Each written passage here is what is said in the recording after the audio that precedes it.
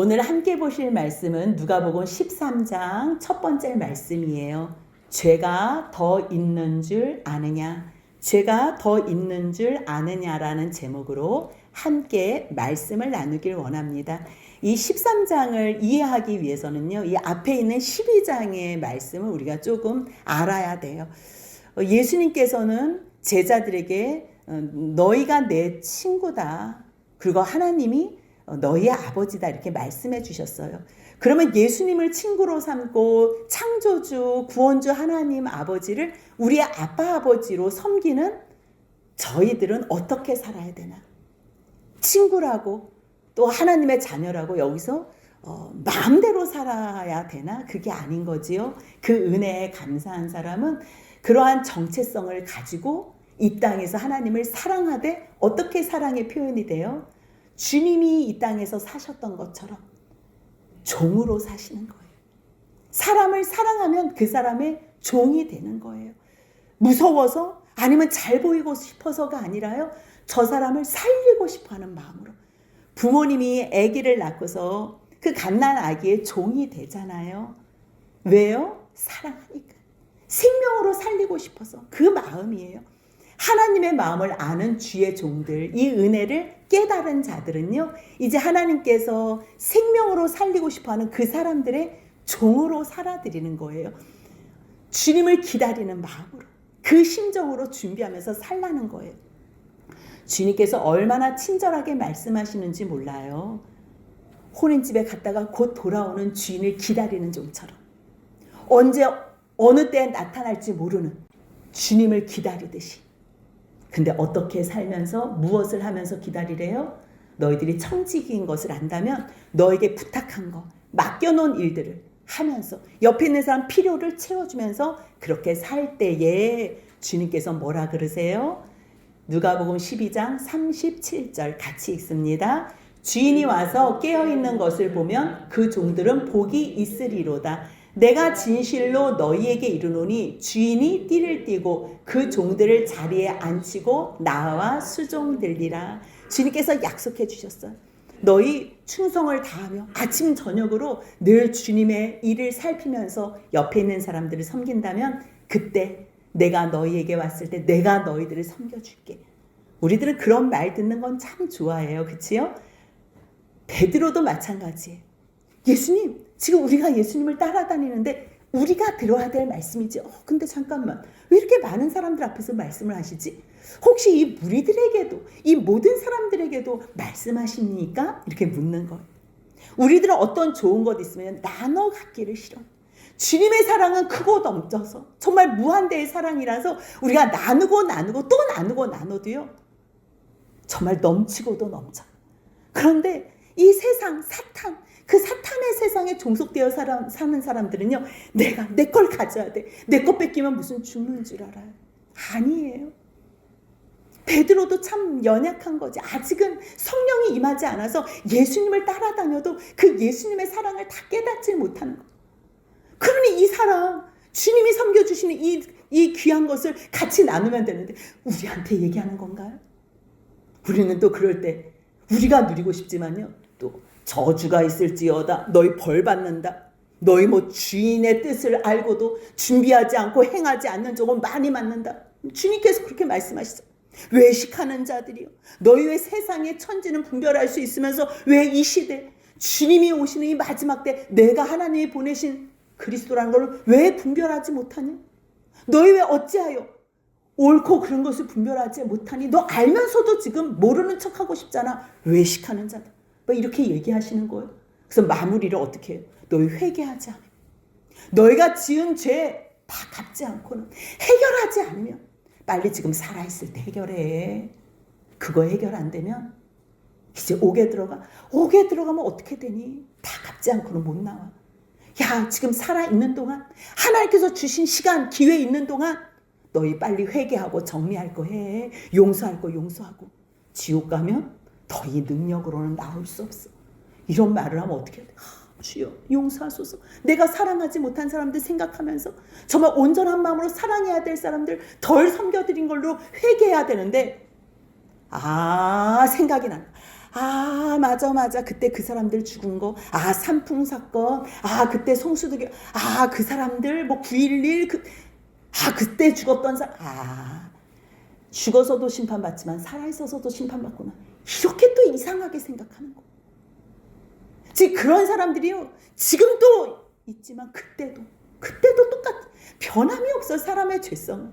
뭐 좋은 것 있으면 내가 혼자 누리고 싶고, 뭐 조금 너희 순종하지 않으면, 너희 기다리거나 너희 준비하지 않으면, 행하지 않으면 너희 혼난다, 너희 멸망다. 저 사람이 잘못했나? 막 이런 생각을 하는 거예요. 오늘 13장 내용이 그런 말씀이에요. 1절에요. 그때 마침이 어때? 막 그때 상황적이 아니. 계속적으로 예수님의 말씀을 들었어요. 아, 그때. 너희 다갑기 전에 나오지 못해? 너희 혼날 거야. 많이 맞을 거야. 이 땅에서도 그때 그 사람들 이 땅에서 벌 받은 거구나. 이게 생각나는 거예요. 그래서 어떤 사람, 두어 사람이 와서 마침 두어 사람이 와서 예수님, 그때 그 일 아시지요? 왜 빌라도가 어떤 갈릴리 사람들 죽였잖아요. 그래서 그 죽은 사람의 피를 사람들이 제사 지내고 하나님 앞에 그 재물들이 그 피하고 막 썩고, 어떻게 이런 일이 일어나? 이건 상상할 수 없는 일이 있었던 거예요. 뭐 성경에서 찾아보면 이러한 폭동과 반란의 사건을 사도행전 5장 37절에서 뭐 이 사건일까 뭐 유추해 볼 수도 있지만 어떤 사건인지는 정확하게 몰라요. 구호적할 때 갈릴리에 유다가 일어나, 갈릴리에 있었던 어떤 유다가 사람 이름이에요. 백성들을 깨워서 따르게 하다가 폭동을 일으킨 거지요. 근데 그 사람도 망하고 그 따르던 모든 사람도 흩어졌던 그 일이 있어요. 그 일인지 뭐 정확하게 알지 못하지만 아무튼 갈릴리에서 사람들의 그 피로 제단에 뿌려가지고 같이 그 제사 제물에 섞어서 제사 드렸던 일이 소문이 다 퍼진 거예요. 지금 여기서 사람들이 묻는 의도는요, 뭐 빌라도가 그러한 나쁜 짓을 했다, 뭐 피를 이렇게 섞었다 저렇게 썼다, 이게 아니에요. 예수님의 대답을 보면 알아요. 2절 같이 한번 읽습니다. 대답하여 이르시되 너희는 이 갈릴리 사람들이 이같이 해받음으로 다른 모든 갈릴리 사람보다 죄가 더 있는 줄 아느냐? 지금 뭘 말씀하세요? 너희 지금 어떤 의도 가지고 왔어? 내가 너 마지막 때에 준비하면서 주님이 오셔서 심판하시니까 깨어 준비하라고, 청지기적 삶을 잘 살라고, 너희 해결하지 못한 죄에 회개하고 용서하고 너희 마지막을 준비하며 살라 그랬더니 너희는 회개하지 않고 저 어려운 봉변당한 그 사람들을 떠올리면서 지금 너희들은 모면하고 저 사람들 정죄하려 그래? 지금 주님은 그 사람들의 의도를 아시는 거예요. 우리는 누가 무슨 말을, 아니 설교 속에서도 그 말씀을 아멘으로 내가 받으면 그게 가장 은혜스러운 거예요. 아, 이 말씀은 저 집사님, 저 권사님들, 저분들은, 저 사람이 잘못한 거지. 막 정죄를 하고 싶어요. 공개적으로, 공식적으로 정죄를 하고 싶은 거예요. 주님은 아니라는 거예요. 야, 그 죽었던 사람이, 그러한 어려움을 당했던 사람이 뭐 거기 있었던 갈릴리 사람들보다 죄가 더 있어서 그러한 어려움을 당한 줄 알아? 뭐라고 말씀하세요? 3절입니다. 너희에게 이르노니 아니라 너희도 만일 회개하지 아니하면 다 이와 같이 망하리라. 아멘. 근데 예수님의 대답이 조금 난해해요.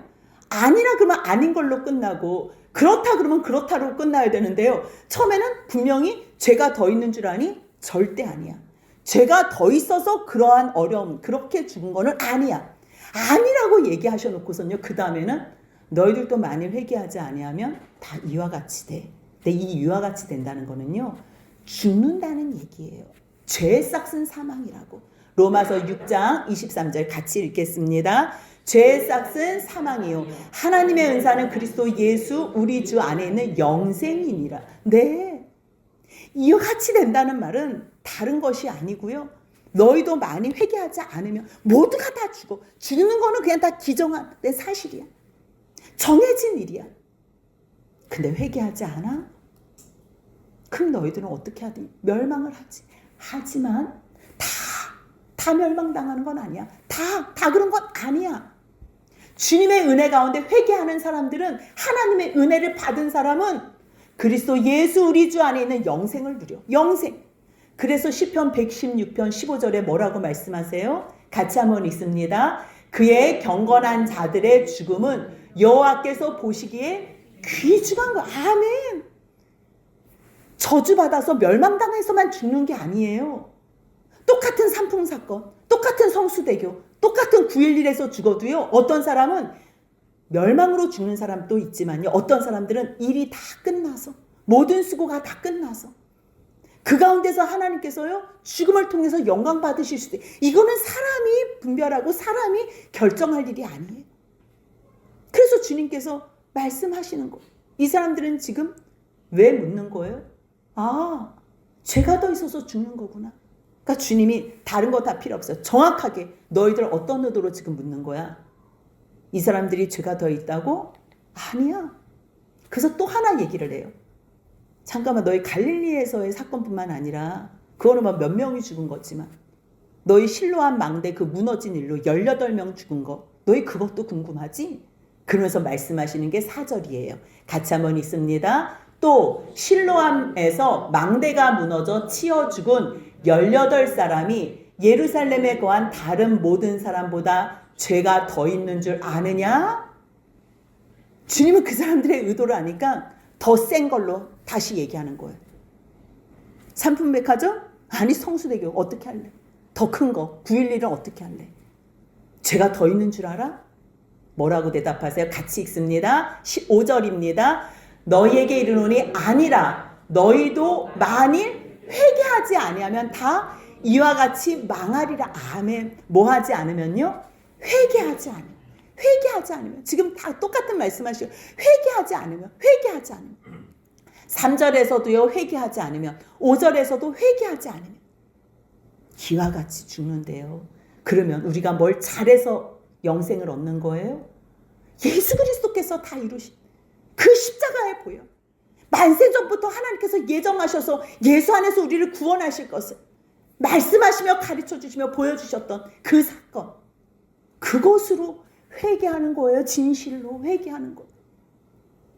근데 회개하지 않으면 망하는 거예요. 그러면 궁금하잖아. 잠깐만, 그럼 나는 왜 살아있지? 우리는 지금 왜 살아있지?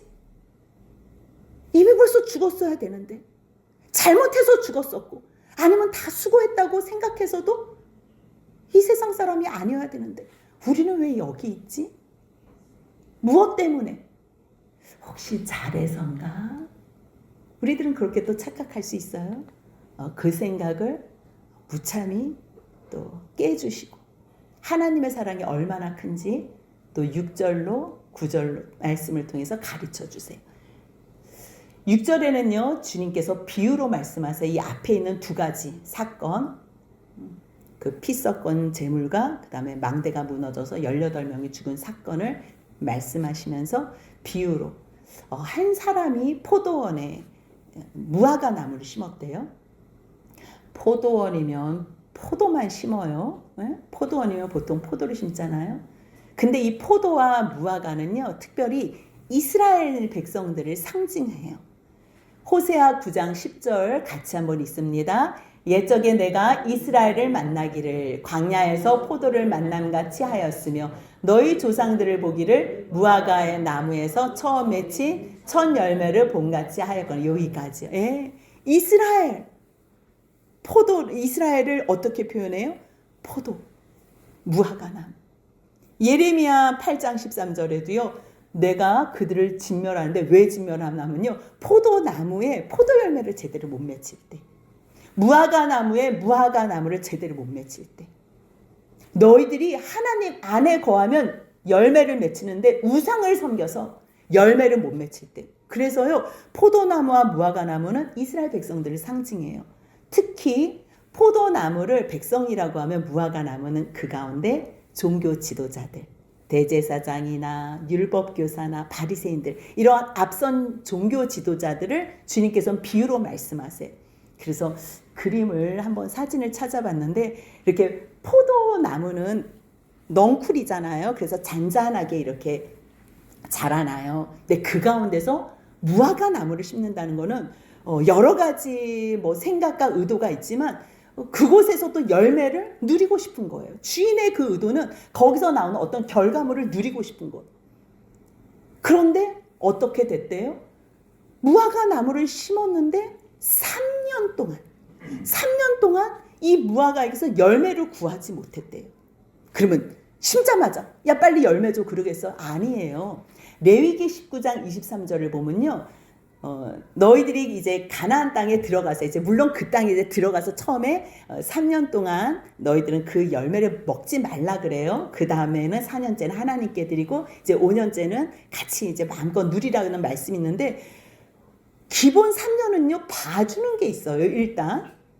그리고 나서 또 몇 년이 지난 거예요. 3년을 와서 무화과 나무에 열매가 있나 없나 봤는데 얻지 못했대요.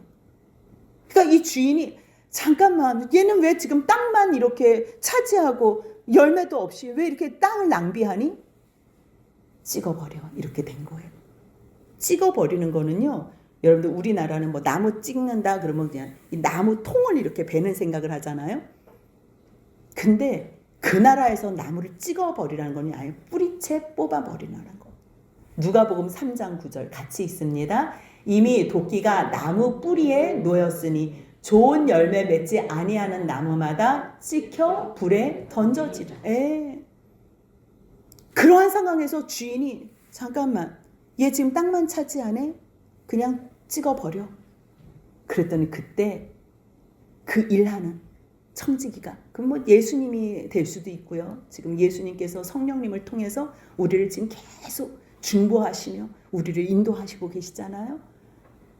그러한 심정으로 주님이 말씀하시는 거예요. 주인이요 금년에도 그대로 두소서. 금년에 1년만 더 시간 주세요. 1년만. 내가 한번 해볼게요. 두루 파고. 뭘 판다는 걸. 얘가 뿌리가 숨을 못 쉬어서 그러나? 그래서 막 파겠다는 거예요. 그 뿌리 안쪽 땅을 좀 파서 좀 숨을 쉬게 해주겠다는 거예요. 여러분들 그럴 때 뿌리들이 안 다치겠어요? 다치는 거예요. 거기다가 또 거름을 주겠대요. 거름이 뭐예요? 퇴비예요. 여러분들 똥냄새 나는 그 퇴비 썩은 거. 그걸 뿌리겠대요.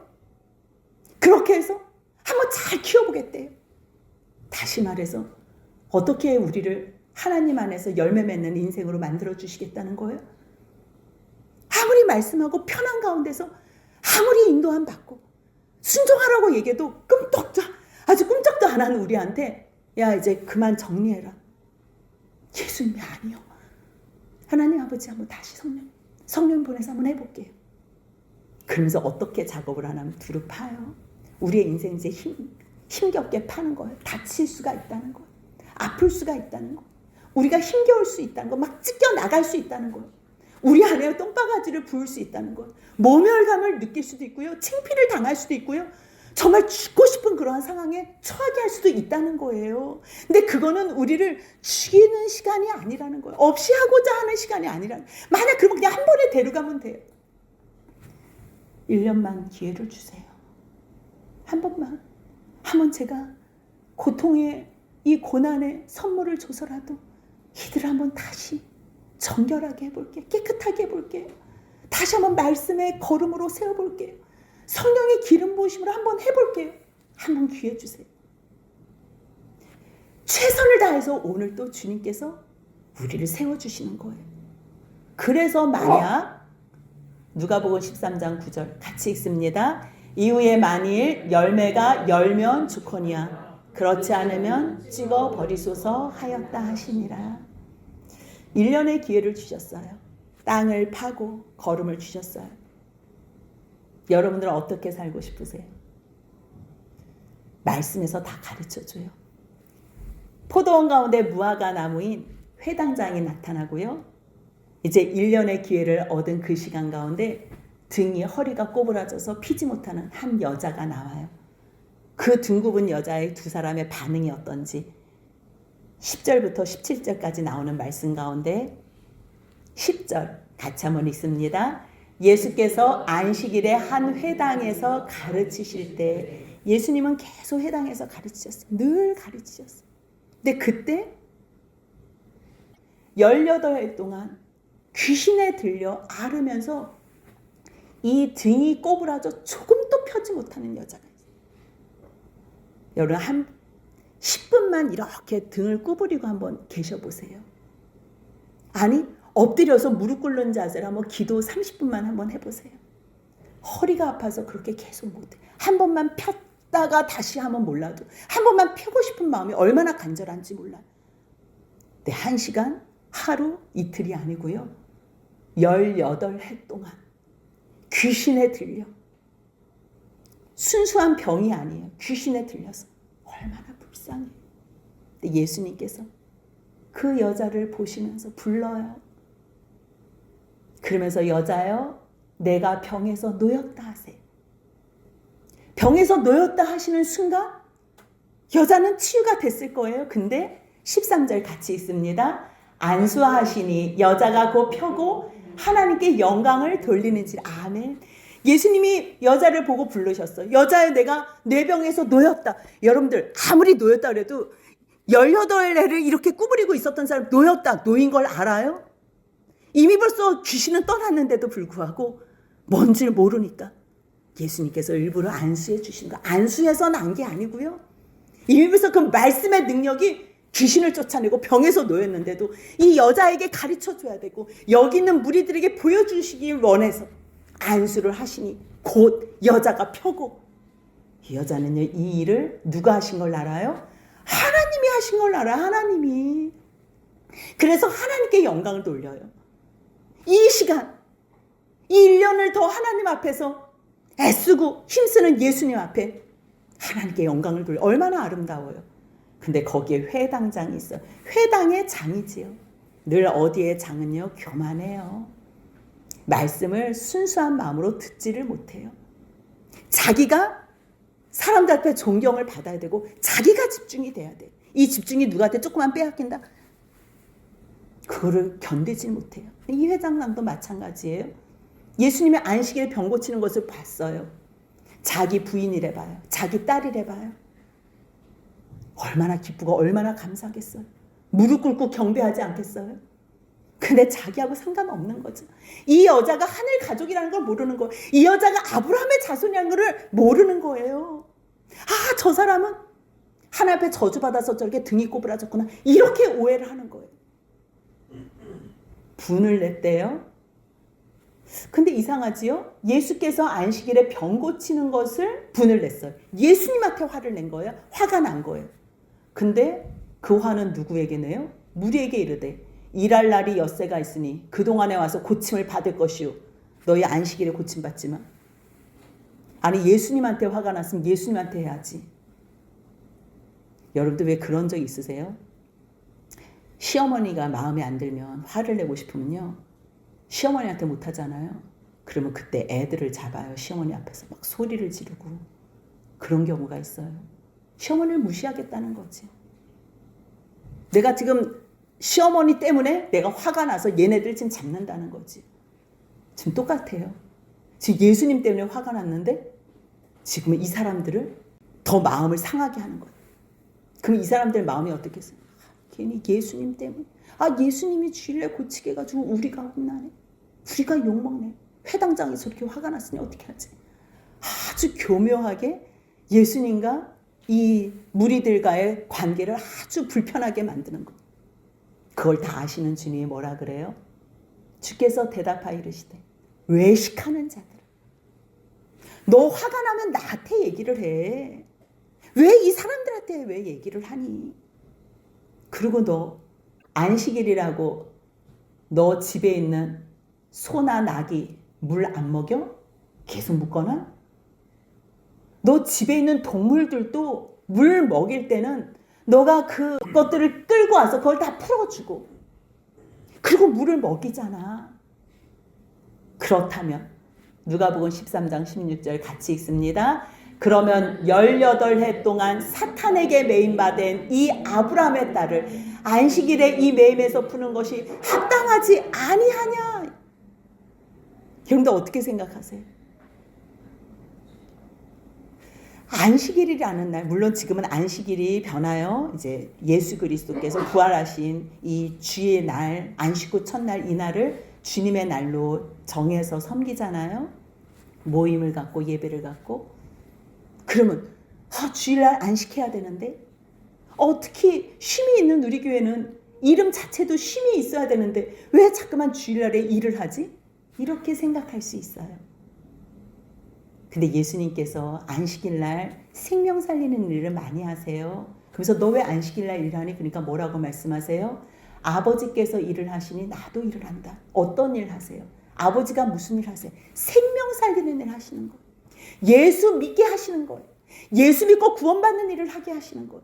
우리도요, 세상 일은 안 해요. 내 욕망, 내 어떠한 유익을 위해서 세상에 돈벌이를 하지는 않아요. 하지만 생명 살리는 일에는 주일날, 안식일날 온 마음을 다해서 할 수 있는 생명 살리는 진정한 안식을 주기 위해서. 여러분들 아무리 쉬면 뭐예요? 사탄한테 매여가지고 18해를 등이 꼬부라져서 움직이지 못하는데 사탄한테 붙잡혀서 돈 아니면 못 산다고 착각하면서 그렇게 세상 것만 따라다니는 그 불쌍한 인생을 안식일날 주일날 말씀으로 회복시켜 주는 거예요. 말씀으로. 사탄에게 매임받은 이 아브라함의 자녀를 안식일에 주님의 날에 이 매임에서 풀어주는 것이 합당하지 아니야. 맞는 말이죠. 맞는 말. 근데 맞는 말을 하는데요. 17절 같이 있습니다. 예수께서 이 말씀을 하심에 모든 반대하는 자들은 부끄러워하고 온 무리는 그가 하시는 모든 영광스러운 일을 기뻐하니라. 아멘. 어떠한 사건이 있을 때 늘 반대만 하는 사람, 일단 반대하고 나가는 사람. 여러분들 반대하지. 물론 뭐 이렇게 분별해가지고 세상 것이면 죄의 것이면 악의 것이면 거부해야죠. 목숨 걸고 끊어야지요. 반대해야지요. 근데 일단은 듣는 거예요. 듣고 옳은가 안 옳은가 분별하기 어려우세요? 기도하면 돼요. 주님께서 마음으로 감동을 주세요. 늘 살아서 역사하시는 하나님, 아침 저녁으로 상번제를 통해서 그토록이나 자기 백성을 만나서 말씀하시고 싶어 하시는 하나님. 왜 말씀하시고 싶어요? 거룩하게 하시겠대잖아요. 말씀으로만 거룩하게 지음받을 수 있는 이 백성을 말씀하시겠다는데 이러한 상황을 봤는데 계속 반대하는 거. 반대.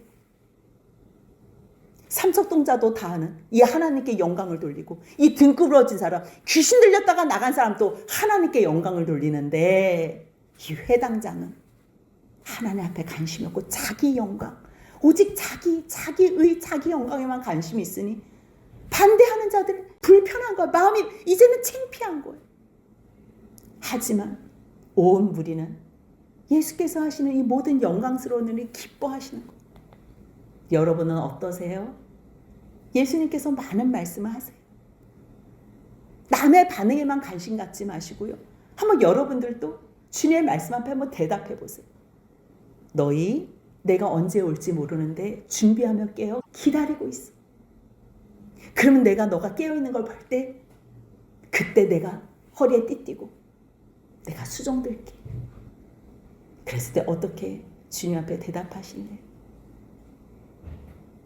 주님, 그동안에 그렇게 못 살았다도 용서해 주시고 오늘 이 시간부터 말씀 앞에 순종하겠습니다. 저 혼자 감당할 수 없사오니 성령님 도와주옵소서. 주님이 머물라고 하는 곳에 끝까지 목숨이 닿을 때까지 머물게 하옵소서. 그렇게 고백하면 나가는 거.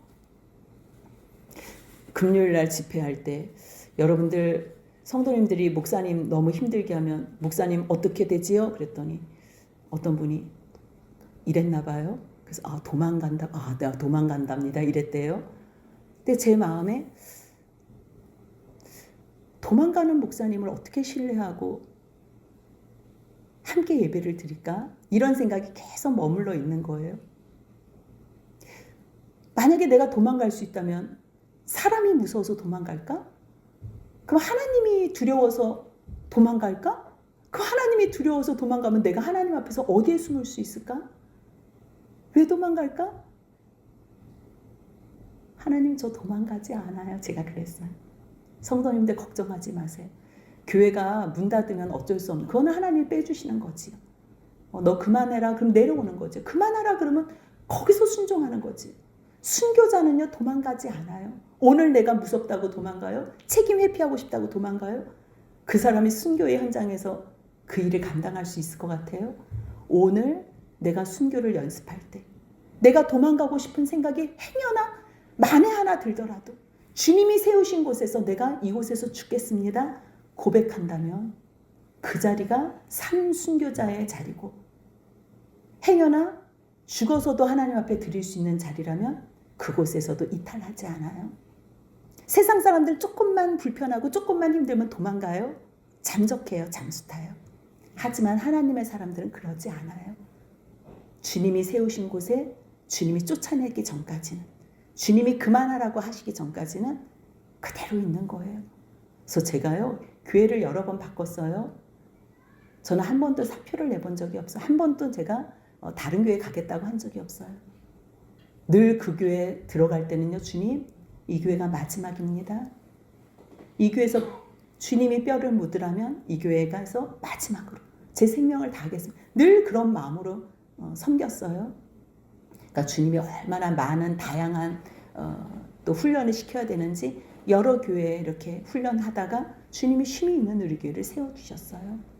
저요, 이곳에서 주님이 허락하시는 동안에는요, 생명을 다할 거를 주님 앞에 이미 벌써 그전에도 다른 교회에서도 제가 부교육자였을 때도 그런데 지금 주님이 이 중요한 자리를 허락하셨는데 절대 그런 생각은 하지 마세요. 주님이 나와서 수종들 때 여러분들 같이 기뻐서 주님을 영접할 수 있어야 돼요. 근데 주님의 뜻을 알고도 준비 안 해요? 많이 만난대요. 저 집사님 매일 저렇게 신앙생활 똑바로 못하다가 주님한테 많이 맡겠다, 이런 생각하지 마세요. 주님, 혹시 제가 부족한 것 있습니까? 제가 혹시 모르고 짓는 죄까지라도 있으면 이제는 깨닫게 하옵소서. 여러분들 모르고 짓는 죄에 대해서 너무 관심 갖지 마세요. 알고 짓는 죄 다 끊으면 그 다음에 하나님께서 새록새록 하나씩 다 가르쳐 주세요. 알고 있는 죄 다 끊으세요. 그럼 모르고 있는 죄를 주님께서 그 다음에 깨닫게 해주세요. 세상에 사는 동안 죄를 깨닫고 회개하는 거, 이거보다 더 큰 은혜는 없어요. 근데 이런 얘기를 들어도 저 사람 저 사람이지. 그래서 이러한 갈릴리의 피 섞은 재물의 피 섞은 얘기. 근데 주님이 분명하게 말씀하시죠. 아니라. 너희들은 이 사람이 다른 사람들보다 더 죄가 있는 줄 아니라. 너희도 만일 회개하지 아니하면 죄의 싹은 사망이라, 다 죽는다, 멸망한다. 물론 죽는 방법은 다를 수 있지. 하지만 주님이 오늘 또 기회를 주신 거예요. 오늘 우리가 살아있어요? 오늘 또 여러분들 안녕하세요? 잘 살아 계세요? 어떻게 살아야 돼요? 주님의 그 섬겨주시는 그 간곡히 중보하시는 그 은혜로 오늘 우리가 살아있는 거예요. 내 이 시간을 낭비할 수 있겠어요? 주님, 오늘 또 우리가 날마다 순종하게 하시고 허리에 띠를 띠고 등불을 밝히며 주님이 오실 날을 준비하며 청지기적 본분을 다하게 하옵소서. 옆에 있는 사람 누가 뭐가 필요할까? 저 사람의 필요를 내 주머니에서 내 몸으로 내 사랑으로 섬기게 하옵소서. 그렇게 하는 거예요. 주님께서 지금 말씀해, 내가 두루 파고 걸음을 줄이니 절대 쉽지 않은 시간이에요. 하지만 이 시간을 오늘 우리에게 주신 주님 앞에서 열매를 반드시 맺힘으로 하나님 앞에 가장 복된 자. 그래서 주님이 뭐라고 말씀하세요? 누가복음 11장 28절 같이 있습니다. 예수께서 이르시되 오히려 하나님의 말씀을 듣고 지키는 자가 복이 있느니라 하시니라. 하나님 앞에 주님 1년의 기회를 더 주신다면 이제는 주님께 기쁨으로 열매 드리겠습니다. 그렇게 소원하며 살아드릴 때 성령님이 도와주세요. 여러분들 시간 낭비하지 마시고 주님 앞에 이 영광의 고백과 삶을 올려드리는 거룩한 주의 백성이 되시길 주님의 이름으로 축복합니다. 아멘.